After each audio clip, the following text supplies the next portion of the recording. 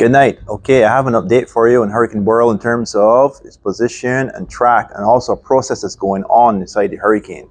So, using like I mentioned before, the hurricane core is actually in view of our radar. So, using our radar data, we can estimate the center to be near 11.4 degrees north, 57.9 degrees west.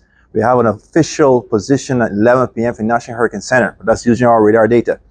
What you can see, what important thing that's going on, like I mentioned, a process in the core, there's something going on called Eyewall replacement cycle. How we know that, we can see there's two rings around the eye. There's one here in the last frame, and then you see another one. What this means is that the intensification process may have leveled off for now. But once this process has completed, then intensification can start again. So that's a good thing. It doesn't mean that the system will weaken. It will probably hold its intensity of 130 miles per hour.